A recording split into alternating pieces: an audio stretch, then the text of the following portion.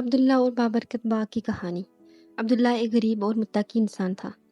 ایک چھوٹے سے گاؤں میں رہتا تھا۔ اس نے اپنی زیادہ تر دن اپنے باغ میں کام کرتے ہوئے گزارے، اپنے خاندان اور برادری کے لیے پھل اور سبزیاں کاشت کی۔ اتنی محنت کے باوجود باغ کی پیداوار بہت کم ہوئی اور عبداللہ نے اپنی زندگی کو پورا کرنے کے لیے جدوجہد کی۔ ایک دن اپنی روزانہ کی نماز پڑھتے ہوئے عبداللہ نے اللہ تعالیٰ سے دعا کی کہ وہ اس باغ میں برکت ڈالے اور اس کے اہل خانہ کو مہیا کرے۔ اس نے اپنی نعمتوں کو دوسروں کی مدد کے لیے استعمال کرنے کا عہد کیا۔ اس رات عبداللہ نے خواب دیکھا جس میں نبی صلی اللہ علیہ وسلم نمودار ہوئے اور فرما رہے تھے کہ عبداللہ، تمہاری دعا قبول ہو گئی ہے اور تمہارا باغ کثرت کا ٹھکانہ بن جائے گا اور تم اپنی امت کے لیے رزق کا ذریعہ ہوگے۔ اگلی صبح عبداللہ نے اپنا باغ بدلا ہوا پایا۔ سرسبز، شاداب، متحرک پھول اور پھلوں اور سبزیوں کی کثرت نے بھی بنجر زمین کو ڈھانپ رکھا تھا۔